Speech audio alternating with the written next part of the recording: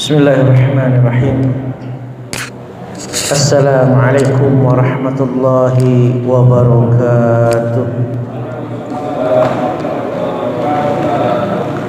Innal hamdalillah nahmaduhu wa nasta'inuhu wa nastaghfiruh wa natubu ilaihi wa na'udzu billahi min syururi anfusina wa min sayyiati a'malina.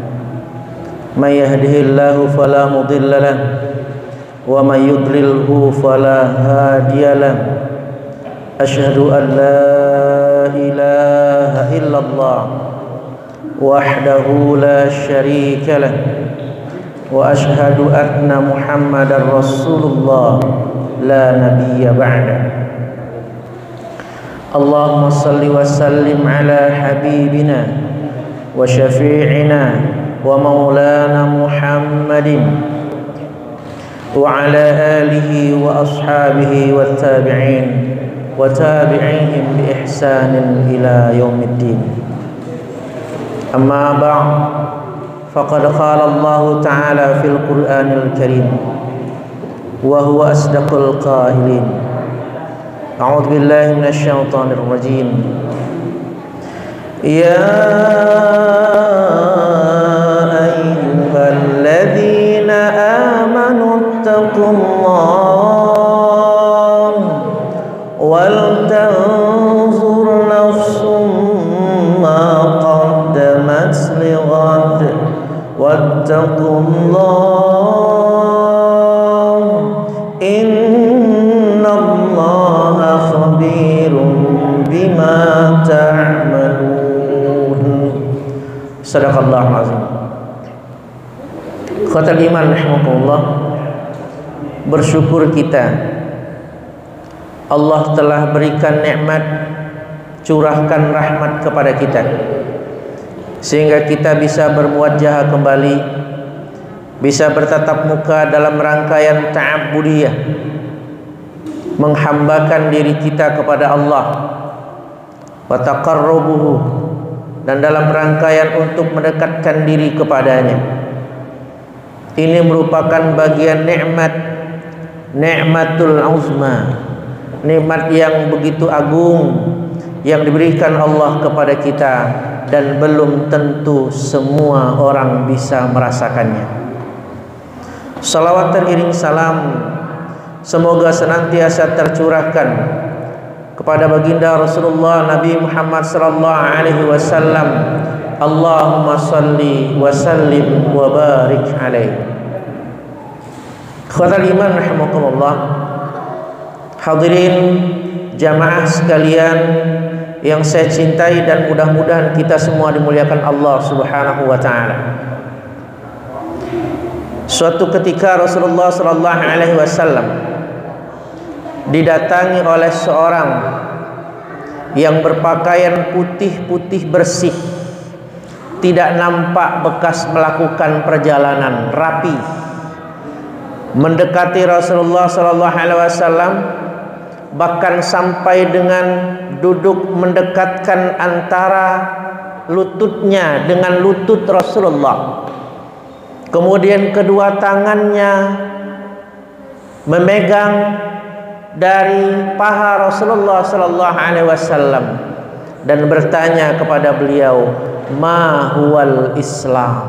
Apa itu Islam? Maka dijawab oleh Rasulullah sallallahu alaihi wasallam, "Al-Islamu an tashhadu an la ilaha illallah wa anna Muhammadar Rasulullah wa tuqimus shalah wa tasumu ramadhana wa tu'tiz zakah wa tuhijjul bait man istata'a ilaihi sabila." Setelah itu ditanyakan lagi kepada Rasulullah, "Ma huwal iman?" Ditanyakan lagi, "Ma huwal ihsan?" Setelah pertanyaan-pertanyaan tersebut dan yang bertanya pergi dari hadapan Rasulullah, Rasul bertanya kepada para sahabat, "Tahukah kalian siapa yang datang dan bertanya tadi?" Dijawab oleh sahabat, "Allahu wa rasuluhu a'lam." Allah dan Rasulnya lah yang lebih tahu. Kata Rasulullah bersabda bahwasanya tadi adalah malaikat Jibril. Khotul iman hamukumullah. Dalam rangkaian hadis yang cukup panjang tadi, Allah Subhanahu wa taala hendak mentarbiyah sahabat lewat lisan malaikat Jibril yang bertanya kepada Rasulullah. Pertanyaannya bukan bertanya karena Jibril tidak tahu. Pertanyaannya bukan karena Jibril mau mengetes Rasulullah, tapi Jibril ingin mengajarkan kepada umat Islam apa itu Islam. Dan itulah yang terkandung dalam rukun Islam kita. Apa itu rukun Islam? Islam mengucapkan 2 kalimat syahadat, mendirikan salat, berpuasa di bulan Ramadan, menunaikan zakat, dan naik haji ke Baitullah. Ikhwatal iman rahimakumullah. Tetapi yang perlu kita garis bawahi dan menjadi pertanyaan besar adalah dalam rangkaian rukun Islam tersebut ada satu rukun yang tidak dikerjakan oleh bentuk zohiriyah fisik kita, tetapi bentuk kerja ruh atau batin kita. Kalau sholat kerja fisik, berpuasa juga demikian, membayar zakat juga seperti itu, apalagi naik haji. Tapi rukun Islam yang pertama mengenai syahadah, persaksian kita, maka ini merupakan bentuk amalia ruh. Karena siapa yang tahu dengan iman seseorang kecuali orang tersebut dan Allah Subhanahu wa ta'ala. Oleh karena itulah dalam kajian akidah kita ataupun tauhid, saya akan coba menyuguhkan kepada jamaah sekalian sebuah kajian dengan tema madlulus syahadah, kandungan syahadat, yang syahadat ini merupakan sebuah pertanda bahwasanya diakui keislaman seseorang pada waktu Rasulullah sallallahu alaihi wasallam mendakwakan Islam pada waktu itu. Khotul iman rahimakumullah. Terkadang kita yang sudah mengaku berislam dari sejak lahir justru jauh dari nilai-nilai Islam itu sendiri. Banyak orang melakukan kejahatan, banyak orang melakukan pencurian, bahkan kasus teranyar saat ini yang terjadi di Bandung bikin heboh sampai dengan tercemar nama pesantren, padahal itu bentuknya boarding school pun ketika ditanya agamanya adalah agama Islam. Malu rasanya tertampar diri kita, apalagi digoreng-goreng oleh media dengan menyebut-nyebut ustadz, menyebut-nyebut pesantren, ya. Padahal Islam tidak pernah mengajarkan hal yang demikian. Bahkan dalam ajaran Islam Allah Subhanahu wa ta'ala sampaikan kepada kita sebuah bentuk pencegahan preventif, la taqrabuz zina, jangan engkau dekati zina. Khalwat di dalam Islam dilarang, bukan hanya khalwat dalam bentuk fisik bertemu langsung, bahkan khalwat dalam dunia maya pun dilarang, karena yang ketiganya adalah setan. Ternyata ikhwatal iman rahimakumullah, kenapa syahadat menjadi rukun pertama dalam Islam? Kuncinya syahadat itu ibaratkan sebuah bangunan, dia adalah pondasinya. Kokoh pondasi sebuah bangunan, kuat pondasi sebuah bangunan, maka niscaya bangunan itu pun akan kokoh dan kuat. Lemah pondasi sebuah bangunan, keropos, maka akan cepat rusak dan hancur bangunan itu sendiri. Nah, syahadat merupakan pondasi dari Islam itu sendiri. At-tauhid, keimanan kita kepada Allah Subhanahu wa taala. Oleh karena itulah Rasulullah sallallahu alaihi wasallam dalam dakwahnya 13 tahun yang digembleng, yang digojlok para sahabat dan disampaikan kepada umat adalah tentang akidah, tentang ketauhidan kepada Allah Subhanahu wa taala. Baru 10 tahun berikutnya tentang syariah ataupun ibadah. Khotul iman rahimakumullah. Oleh karena syahadat ini merupakan pondasi pokok, asas dari keberislaman kita, maka lemah syahadat kita atau kurang pemahaman kita tentang syahadat, sholat bisa lewat, ya kan? Puasa bisa lewat, bayar zakat apalagi, naik haji ngapain ketika syahadatnya lemah. Bahkan boleh jadi sholat yang dikerjakan tidak mencapai tujuan sebagaimana yang diharapkan oleh dinul Islam. Inna sholata tanha anil fahsya'i wal munkar. Sesungguhnya sholat itu mencegah perbuatan keji dan munkar. Dia sholat tapi masih berbuat keji, masih berbuat munkar. Boleh jadi yang salah bukan ibadah sholatnya, karena tentu tidak akan salah syariat Allah, tapi pondasi syahadatnya lah yang lemah, yang membuat sholat seseorang tersebut tidak ada nilai untuk dirinya sendiri. Ini rahasia betapa Allah Subhanahu wa taala memerintahkan kita sholat itu dengan menggunakan kalimat aqimis sholat. Dirikanlah sholat, tegakkanlah sholat, bukan kerjakanlah sholat. Khotul iman rahimakumullah. Pertama yang perlu kita pahami, kata asy-syahadah memiliki makna al-i'lan awil iqrar. Dalam bahasa Indonesia artinya pernyataan. Jadi begitu kita mengucapkan syahadat, ada syahadat tauhid, ada syahadat rasul, asyhadu an la ilaha illallah wa asyhadu anna muhammadar rasulullah. Hal ini bermakna kita telah memberikan pernyataan, kita telah memberikan i'lan kepada diri kita. Disebutkan dalam Al-Quran surat Ali Imran ayat yang ke-18, a'udzubillahi minasyaitonir rajim.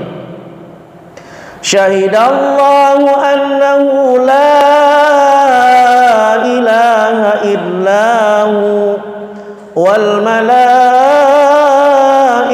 wa ulul ilmi qa'iman bil qist la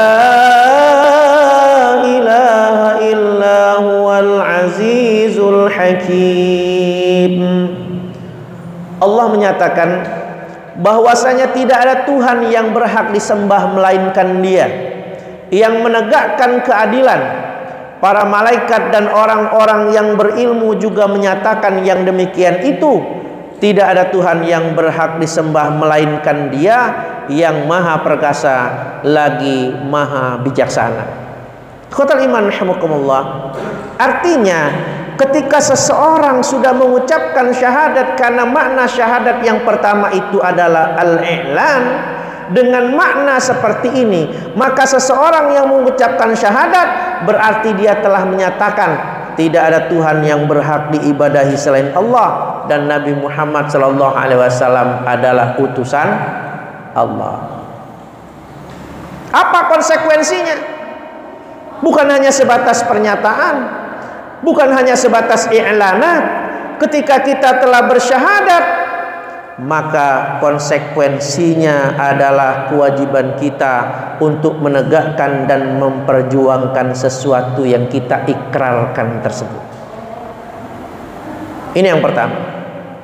Yang kedua, ikhwatal iman rahimakumullah, asy-syahadah memiliki makna al-qasamu atau al-halfu yang bermakna sumpah. Jadi orang kita kalau sudah bersyahadat berarti sudah bersumpah. Sebagaimana disebutkan oleh Allah Subhanahu wa taala dalam surat An-Nur ayat yang ke-6, walladzina yarmuna azwajahum wa lam yakul lahum syuhada'u illa anfusuhum fasyahadatu ahadihim arba'u syahadatin billah innahu laminas shadiqin. Allah sampaikan, dan orang-orang yang menuduh istrinya berzina, kata Allah, padahal mereka tidak mempunyai saksi-saksi selain dari mereka sendiri, maka persaksian orang itu ialah 4 kali bersumpah dengan nama Allah. Tengok di sini, kata syahadah memiliki makna sumpah. Ya. Fasyahadatu ahadihim arba'u syahadat. Maka hendaklah dia bersumpah dengan nama Allah sampai 4 kali. Sesungguhnya dia adalah termasuk orang-orang yang benar. Ini ketika terjadi tuduhan zina kepada istri kita, yang ngelihat kita sendiri. Kata Al-Quran, kalau kamu ngelihatnya sendiri nggak ada saksinya, bersumpahlah dengan nama Allah sampai dengan 4 kali, baru dinyatakan kesaksianmu itu adalah benar. Nah, ikhwatal iman rahimakumullah, karena syahadat ini memiliki makna sumpah, dengan makna seperti ini maka seseorang yang mengucapkan syahadat berarti dia telah bersumpah. Dan sumpah tersebut jelas bersumpah bahwasanya tidak ada Tuhan yang berhak diibadahi selain Allah, dan Nabi Muhammad SAW adalah utusan Allah. Sehingga muslim yang bersyahadat berarti siap dan bertanggung jawab dalam menegakkan Islam, dan pelanggaran terhadap sumpah berarti kemunafikan dan tempatnya kembalinya adalah neraka. Kenapa? Karena termasuk dalam kategori munafik. Ayatul munafiqina salasah, kata Rasulullah. Tanda-tanda orang munafik itu ada 3. Apabila dia berkata, perkataannya dusta. Apabila dia berjanji, dia ingkari. Dan apabila diberikan kepercayaan atau amanah, dia akan menyelewengkan amanah kepercayaan itu. Termasuk kategori orang munafik. Dan dalam Al-Quran disampaikan, innal munafiqina fid darkil asfali minan nar walan tajidalahum nasira. Faliyadzubillah tsumma na'udzubillah. Artinya apa? Allah sampaikan, sesungguhnya orang munafik itu tempatnya di kerak neraka. Aspal, tahu aspal? Aspal itu kan paling bawah, dilindas-lindas kalau aspal jalan kan itu kan? Ya. Fidarkil asfal, berada di kerak neraka yang paling bawah. Walan tajidalahum nasira. Dan tidak ada satu orang pun yang bisa memberikan pertolongan kepadanya. Na'udzubillah min dzalik. Oleh karena itulah ikhwatal iman rahimakumullah, sebagai sebuah konsekuensinya kalau kita bersyahadat berarti kita sudah bersumpah kepada Allah Subhanahu wa taala. Awas, jangan sampai sumpah itu kita langgar, karena konsekuensinya berarti kita menjadi orang yang munafik. Ikhwatal iman rahimakumullah, jangan kita hanya pandai menunjuk orang lain, tapi kita tidak pandai berkaca diri terhadap diri kita sendiri. Kalau nunjuk orang lain kan terkadang kita paling pinter, kayak komentator bola. Sekarang lagi rame bola, ya kan? Gitu. Malam ini ada bola juga nih. Kalau komentator bola itu paling pinter kan? Begitu juga terkadang kita suka komentar begitu. Anggota Dewan sudah disumpah, jangan langgar sumpahmu. Ternyata kita sendiri yang sering bersumpah ternyata melanggar sumpah itu sendiri. Qatal iman rahimakumullah, berapa kali kita bersumpah dalam sehari kita? Bukankah syahadat itu kita baca ketika kita sholat, dalam tasyahud kita, ya kan? Tasyahud awal, tasyahud akhir. Kalau sekiranya sholatnya ada tasyahud awal, tasyahud akhir, berarti 2 kali. Ya, sehari semalam berarti berapa kali? 9 kali itu kita. Baru sholat wajibnya. Kalau subuh kan cuma sekali. 9 kali kita bersumpah kepada Allah. 9 kali kita berikrar kepada Allah dalam sehari semalam. Sholat wajibnya. Tambahkan dengan sholat sunnah yang kita lakukan. Berapa kali, belasan bahkan puluhan kali kita bersumpah kepada Allah. Awas, langgar sumpahmu, berarti tergolong sebagai orang yang munafik. Fal'iyadzubillah tsumma na'udzubillahi min dzalik. Yang ketiga, ikhwatal iman rahimakumullah, asy-syahadah memiliki makna al-ahdu awil wa'du awil mitsaq, artinya perjanjian.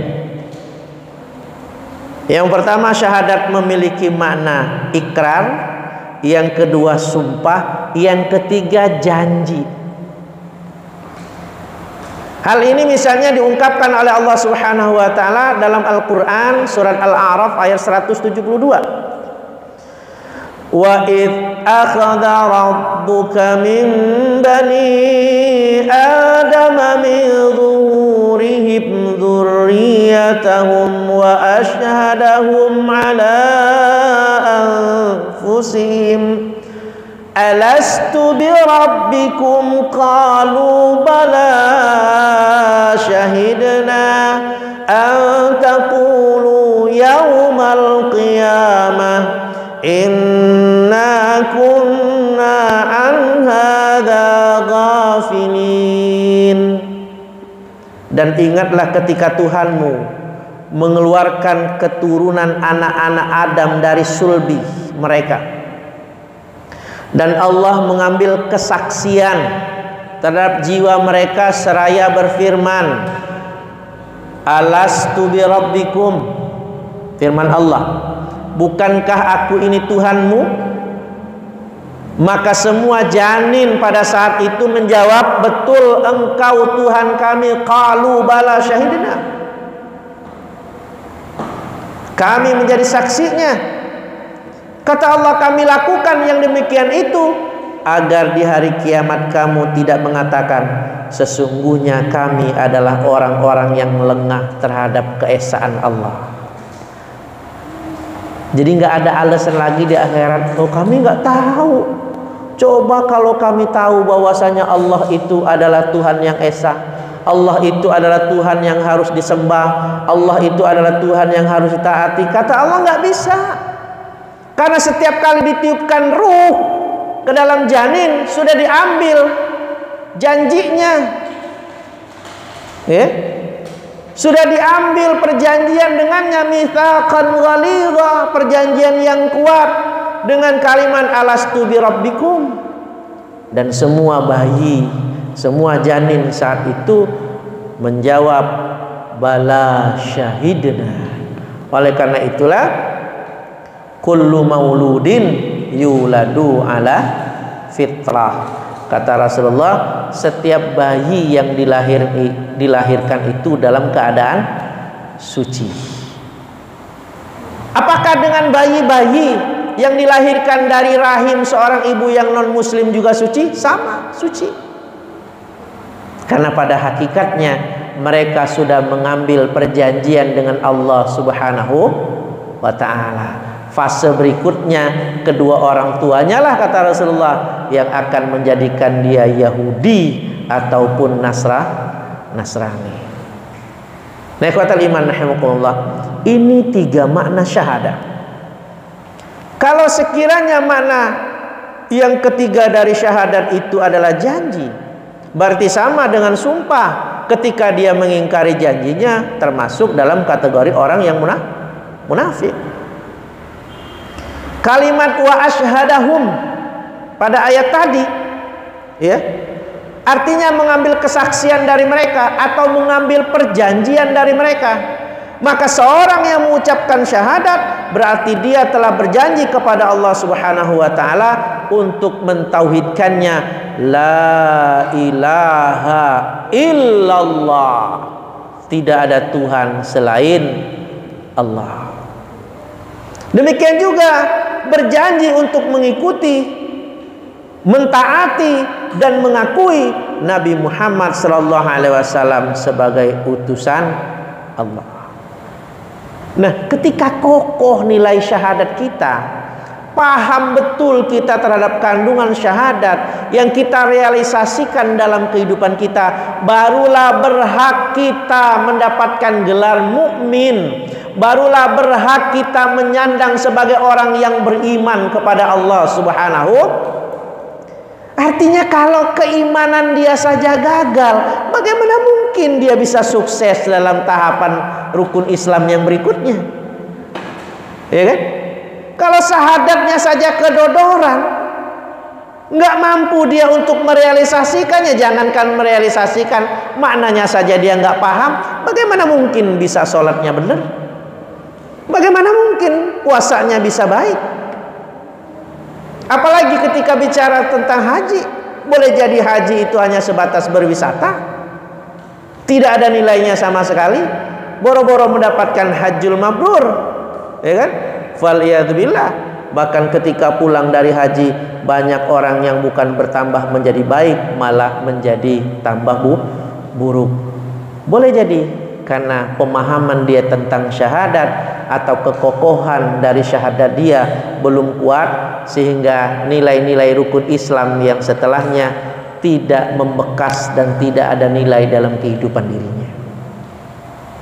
Qaul iman rahimakumullah.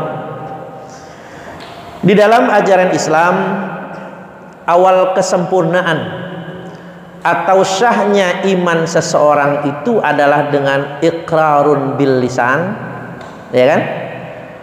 Tasdiqun bil qalbi wa amalun bil arkan. Ini disampaikan oleh ulama ketika ditanya tentang iman. Oleh karena itulah, ketika kita memberikan pengertian iman itu dengan makna sebatas percaya, iman itu apa sih? Iman kepada Allah, percaya kepada Allah. Maka sering saya sampaikan, iman yang seperti ini boleh jadi kita lebih beriman kepada tukang bakso daripada Allah Subhanahu wa ta'ala. Karena saya sampaikan analoginya,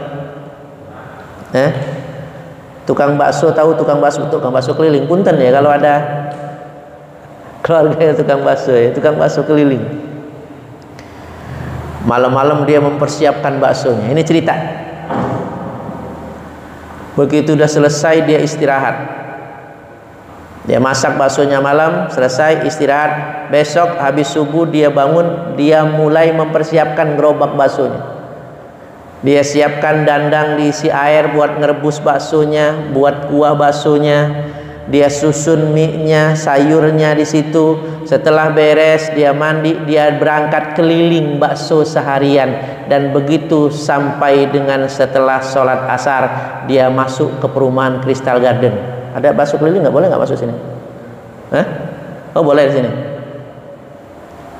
Begitu masuk ke Crystal Garden, Pak Fauzan pesen. Saya tanya, pernah nggak orang mesen bakso nanya dulu, Mas, tangannya bersih apa enggak? Pernah nggak? Atau dia nyiapkan kobokan buat cuci tangan, maaf Mas, cuci dulu tangannya. Bukankah meracik bakso itu menggunakan tangannya? Dia ambil mie, dia ambil sayur, dia masukkan ke mangkok dengan tangannya. Saya tanya, kalau dia keliling dari pagi sampai sore, kira-kira dia buang air kecil enggak? Mau tukang bakso keliling? Pertanyaan kedua, pasti ya kan? Kalau dia buang air kecil, kira-kira dia cebok apa enggak? Nggak mungkin kan cebok pakai air buat nyuci piring mangkok bakso, pedes.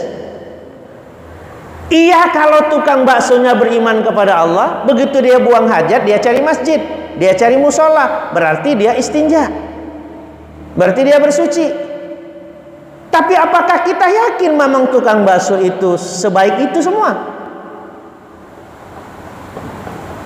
Dan kita sama-sama hafal, laki-laki kalau buang air kecil mesti dipegang. Nggak bisa lepas tangan kan?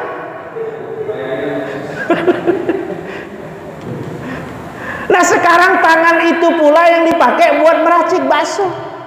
Oh nikmat baksonya. Ini menunjukkan bahwasanya kita percaya betul kebersihan bakso itu terhadap mamang tukang bakso. Sehingga saya sampaikan tadi di awal, kalau iman itu diartikan, dimaknai sebatas percaya, yakin kita lebih percaya kepada, beriman kepada mamang tukang bakso ketimbang Allah Subhanahu wa taala. Kalau sama Allah baru dikasih jerawat satu aja udah banyak pertanyaan. Kenapa tumbuh jerawat? Baru tumbuh jerawat doang. Baru sakit gigi aja udah banyak pertanyaan sama Allah. Se-RT geger gara-gara sakit gigi. Ikhwatal iman rahimakumullah. Oleh karena itulah ulama memberikan standar makna dari iman tersebut adalah iqrarun bil lisan, diucapkan dengan lisan, tasdiqun bil qalbi, dibenarkan dengan hati kita, wa amalun bil arkan, dikerjakan dengan anggota tubuh kita. Kalau sekiranya iman itu cuma iqrarun bil lisan, iblis juga sebelumnya beriman, ya kan? Kalau iman sebatas tasdiqun bil qalbi, iblis juga tasdiq kepada Allah. Tapi ketika dia diperintahkan oleh Allah Subhanahu wa taala untuk bersujud kepada Adam sebagai tanda penghormatan, maka iblis tidak mengamalkan dengan anggota tubuhnya. Karena kesombongannya, iblis itu terusir dari surga. Kata liman rahimahullah. Iblis itu dulu rajanya malaikat, maka tempatnya di surga. Iblis itu makhluk Allah yang baik, bahkan dia punya gelar Al-Abid, bahkan sampai dia mendapatkan gelar yang tertinggi sebagai pemimpin para malaikat. Tapi karena dia tidak mau taat, karena kesombongannya kepada Allah Subhanahu wa taala, khalaqtani min nar wa khalaqtahu min tin. Saya diciptakan dari api, ya Allah, sedangkan Adam diciptakan dari tanah. Mana mungkin saya mau bersujud kepada Adam? Karena kesombongannya hilang taatnya kepada Allah. Hal ini menunjukkan kepada kita, kalau punya sikap sombong, awas. Sombong merupakan langkah pertama yang bisa mencabut keimanan kita kepada Allah Subhanahu wa taala, karena setelah itu akan hilang ketaatan. Faliyatubillah tsumma na'udzubillah. Kalau bicara tentang sholat, iblis lebih jago sholatnya ketimbang kita. Abid dia dapat gelar. Ikhwatal iman rahimakumullah. Oleh karena itulah Syekh Hasan Al-Basri berkata misalnya, laisal imanu bittahalli wala bittamanni walakin ma qara fil qalbi wa saddaqathul a'mal. Ketika ditanya, Syekh Hasan Al-Basri sampaikan, sesungguhnya iman itu bukanlah angan-angan atau pengakuan semata. Lihat KTP-nya Islam, baik kan? Tapi keislamannya nggak kelihatan kecuali di KTP. Yang kedua, nanti kalau udah meninggal baru kata, oh Islam, ya kan? Kenapa disolatin? Nauzubillahi. Macam-macam keislaman itu kan. Ada yang ketahuan Islamnya waktu mau nikah, baca syahadat, kata amilnya, asyhadu an la ilaha illallah, asyhadu, karena nggak pernah dibaca. Mengucap syahadat saja tidak bisa ada itu kejadian sampai dimandi-mandiin di kampung saya itu. Tidak bisa mengucapkan syahadat. Ada juga orang ketahuan Islamnya itu ketika lebaran. Kalau hari-hari biasa nggak pernah kelihatan di masjid, nggak pernah kelihatan di musola. Begitu lebaran paling depan, pakai baju baru, celana baru, peci baru. Waliyadzubillah, bahkan ada orang yang ketahuan Islamnya itu ketika dia meninggal, disalatin, iya, muslim berarti kan. Na'udzubillahi min dzalik. Khotal iman rahimakumullah. Oleh karena itulah sekali lagi tadi saya sampaikan, Syekh Hasan Al-Basri sampaikan iman adalah keyakinan. Ya. Keyakinan yang tertancap di dalam hati. Wa qara fil qalbi. Wa saddaqathu bil a'mal. Setelah dia tertancap dalam hati kita, kata beliau, dibuktikan dengan amal. Jadi nggak cukup kalau iman itu sebatas pengakuan di hati kita, tapi bagaimana dengan amal perbuatan kita? Sudah selaras nggak dengan keyakinan yang ada di dalam hati kita dan keyakinan kita kepada Allah Subhanahu wa taala ketika kita bicara tentang iman, minimal standarnya alal aqal sama seperti kita yakinnya kalau hari ini hari Ahad, besok hari Senin. Ada yang meragukan besok hari Senin? Nggak ada kan? Habis Ahad pasti hari Senin, habis Senin pasti hari Selasa. Alal aqal, analoginya, permisalannya keimanan kita itu seperti itu. Itu baru namanya tasbitun bil qalbi. Khotal iman rahimakumullah. Maka Rasulullah Shallallahu Alaihi Wasallam bersabda dalam hadisnya, menyatakan diri beriman kepada Allah Subhanahu Wa Taala. Setiap kita harus berupaya beristiqamah dalam keimanan itu sendiri. Misalnya sebuah hadis an Abi Amru wa qila Abi Amrata Sufyan bin Abdullah Ats-Tsaqafi radhiyallahu anhu qala qultu ya Rasulullah qul li fil islami qaulan la as'alu anhu ahadan ghairak.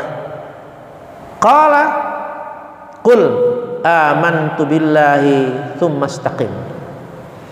Dalam sebuah hadis yang diriwayatkan oleh Imam Muslim dari Abu Amr, ada juga yang mengatakan dari Abu Amrah, yakni Sufyan bin Abdullah Ats-Tsaqafi, semoga Allah meridhoinya, dia berkata, saya berkata, wahai Rasulullah, kata Abu Sufyan, katakan kepada saya tentang Islam sebuah perkataan yang tidak saya tanyakan kepada seorang pun selain dirimu. Maka Rasulullah Shallallahu Alaihi Wasallam bersabda, katakanlah amantu billah, saya beriman kepada Allah, tsumma istaqim, kemudian beristiqamahlah. Khotal iman rahimakumullah.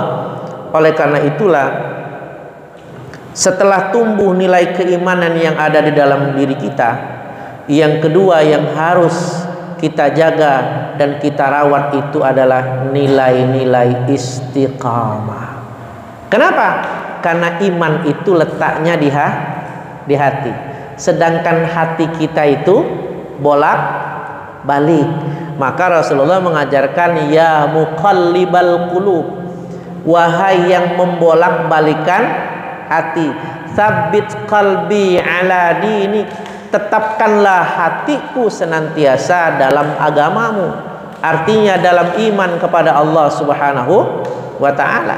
Karena hati kita ini bolak-balik dan tempatnya iman itu ada di dalam hati kita, maka istiqamah merupakan jalan satu-satunya untuk menjaga keimanan kita kepada Allah Subhanahu wa ta'ala.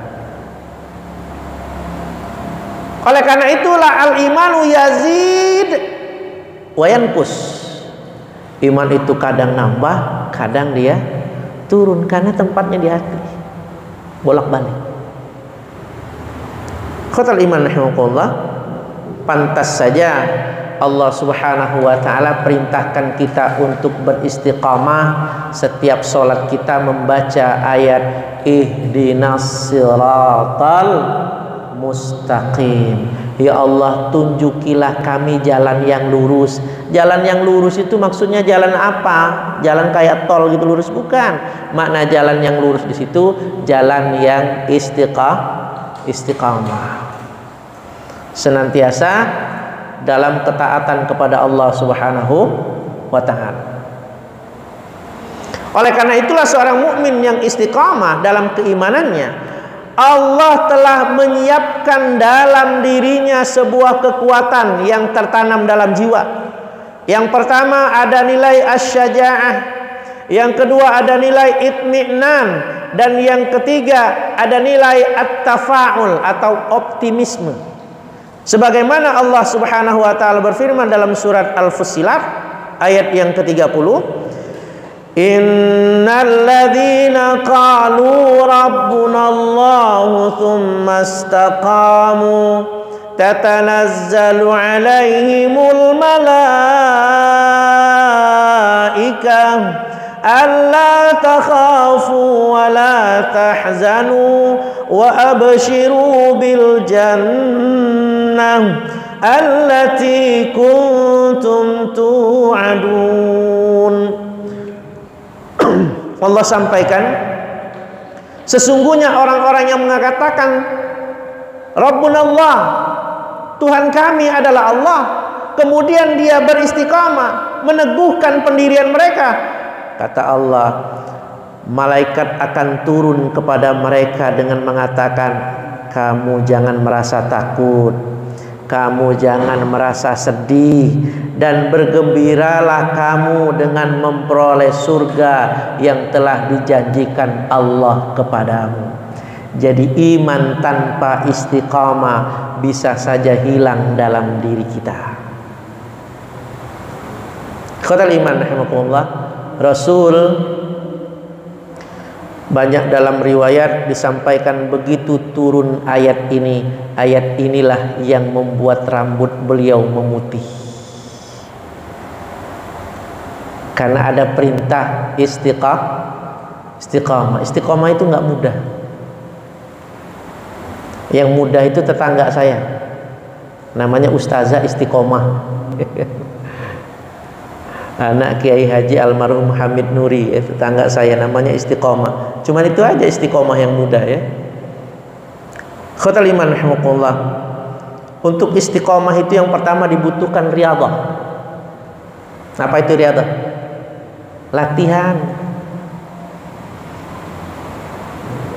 Sholat di masjid berjamaah berat atau ringan? Ringan. Yang berat itu istiqomah, bukan sholatnya. Yang berat itu istiqomahnya. Sedekah 100.000 berat atau ringan? Ringan kalau cuma sekali. Yang berat itu istiqomah. Jangankan 100.000, goceng aja, goceng sehari, ya kan ringan itu 5.000 sehari. Tapi kalau sudah bicara istiqomah setiap hari terus 5.000, maka boleh jadi amalan itu menjadi berat. Jadi yang membuat kita berat dalam melakukan kebaikan itu adalah istiqomah. Nikah mudah apa sulit nikah? Cuman mengucapkan saya terima nikahnya, ada saksi sah, ya kan? Yang beratnya itu apa? Istiqomah mempertahankan rumah tangga. Kalau nikahnya gampang, mempertahankan pernikahan itu yang tidak gampang. Ada ujian, ada cobaan. Saya bukan nakut-nakutin yang bujang ya. Pasti itu akan ada. Jadi semua ibadah itu pada dasarnya ringan kalau cuma sekali. Yang berat itu kalau sudah istiqomah harus tetap dilakukan. Begitu. Puasa Senin Kamis ringan apa berat? Ringan kalau cuma sekali doang. Yang berat itu ketika istiqamah. Hal inilah yang membuat rambut Rasulullah memutih ketika turun ayat perintah tentang istiqamah. Ikhwatal iman rahimakumullah.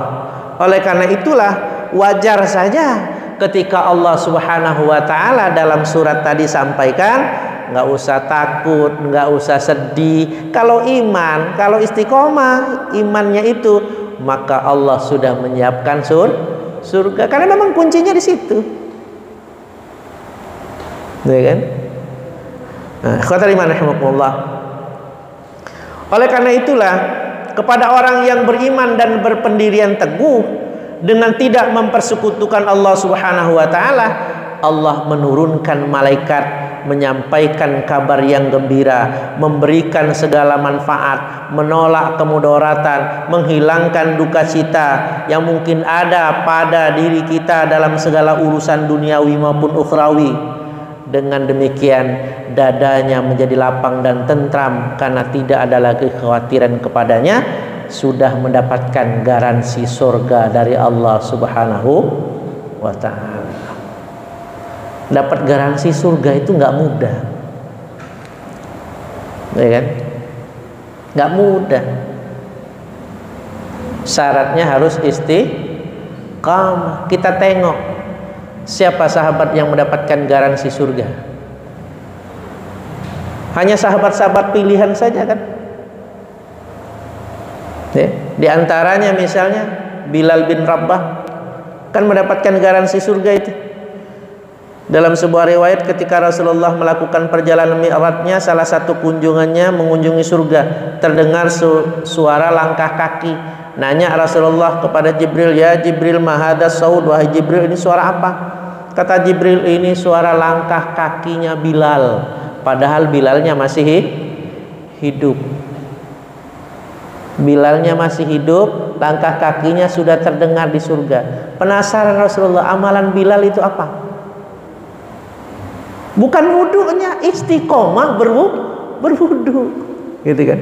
Bilal itu tidak pernah lepas, tidak pernah batal wudunya. Artinya istiqomah. Kalau hanya berwudu saja mendapat garansi jaminan surga oleh Allah Subhanahu wa taala karena istiqomah, apalagi kalau kita baca Al-Qur'an istiqomah, tahajud istiqomah, sedekah istiqamah, maka insya Allah semua itu akan membuka peluang garansi surga dari Allah Subhanahu wa ta'ala. Tapi yang pertama tentu dibutuhkan riyadhah, latihan. Ya.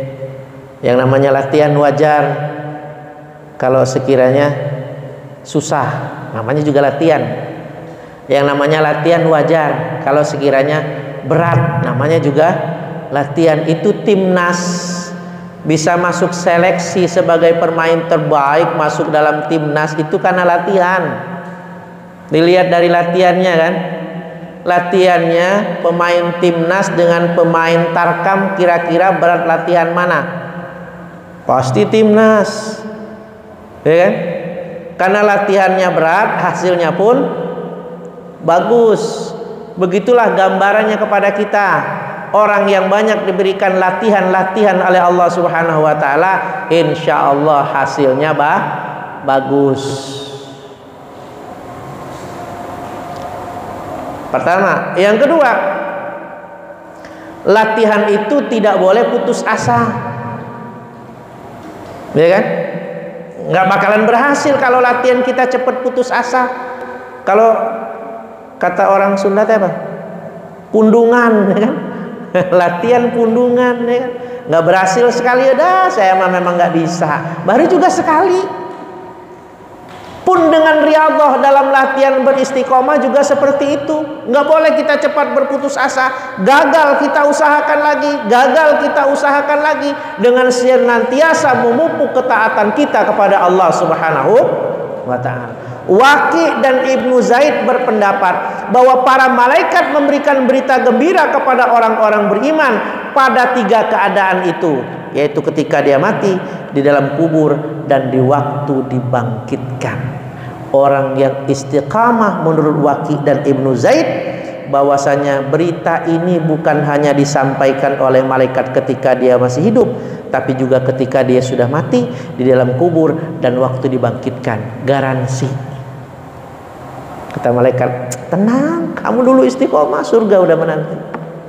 Ketika dia meninggal, ketika dalam kubur, kata malaikat, udah nggak usah bingung-bingung, ya, surga sudah menanti, kamu istiqomah waktu hidupnya. Dan ketika dibangkitkan kelak, orang semua dalam keadaan takut. Malaikat pun kembali mengingatkan, tidak perlu khawatir, sudah disiapkan surga untuk. Maka wajar saja, ya, kalau Umar bin Khattab radhiyallahu an misalnya, malaikat mungkar nakir saja nggak berani nanya sama dia. Siapa yang tidak mengenal istiqomahnya Umar bin Khattab? Umar bin Khattab itu adalah orang yang mampu menundukkan hawa nafsunya.